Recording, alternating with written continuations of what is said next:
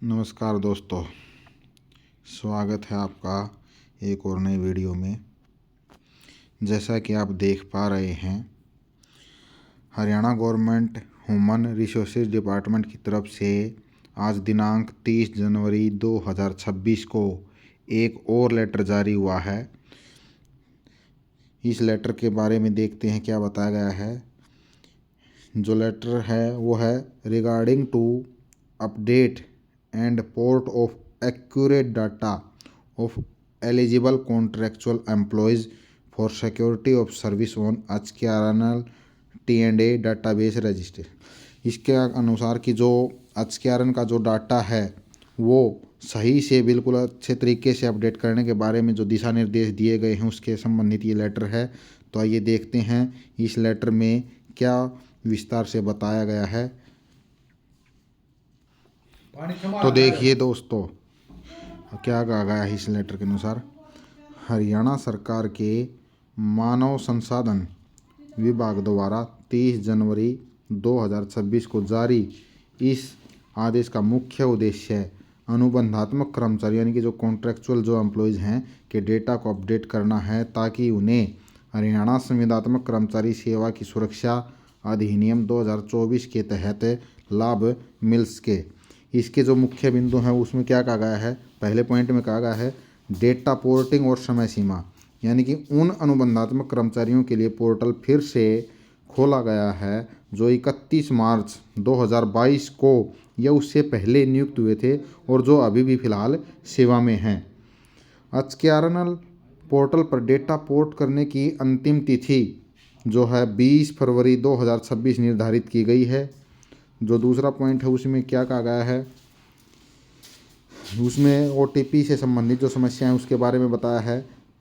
सरकार के संज्ञान में आया है कि कई पात्र कर्मचारियों को मोबाइल नंबर गलत होने या डेटा अपडेट न होने के कारण OTP प्राप्त नहीं हो रहे हैं। यानी कि बहुत सारे कुछ कर्मचारी हैं जिनको मोबाइल नंबर पर उनका अपडेशन होने की वजह से जो OTP है वो प्राप्त नहीं हुए हैं। इसके समाधान के लिए सभी विभागों और जो DDO हैं उनको निर्देश दिया गया है कि वे 5 दिनों के भीतर यानी कि जो आगामी 5 दिन है उसके अंदर कर्मचारियों के मोबाइल नंबर और अन्य डेटा को सही करें।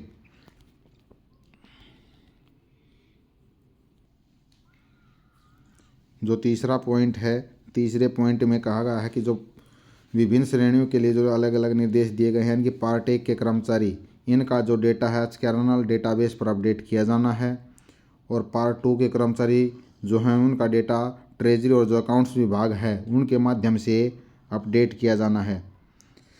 इसके अलावा जो सीधे भुगतान पाने यानी कि जो डायरेक्ट जिनको पेमेंट मिलती है उन कर्मचारियों को HKRN या ट्रेजरी से जो नहीं जुड़े हैं उनका जो डेटा है एक टेम्परेरी ID उनके कोई अस्थायी ID जारी करने के लिए जो है HKRN को भेजा जाएगा। जो फोर्थ पॉइंट जो दिया गया है उसमें बताया गया है कि जो विभाग हैं उनकी क्या क्या जिम्मेदारी होंगी।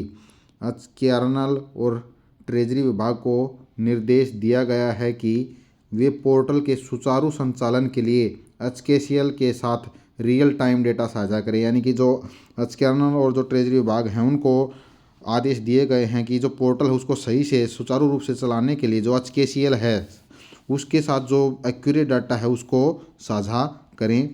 इसके अलावा सभी विभागों को यह सुनिश्चित करना होगा कि केवल पात्र कर्मचारी ही पंजीकृत हो, यानी कि कोई गलत जो है डाटा है वो अपडेट न हो सके। इसलिए सभी विभागों को यह निश्चित करना होगा कि वे केवल जो पात्र कर्मचारी हैं वही पंजीकृत हों ताकि उन्हें जो जॉब सिक्योरिटी का जो लाभ है वो मिल सके। तो दोस्तों, ये जो लेटर है ये भी आज की तारीख में ही आया है।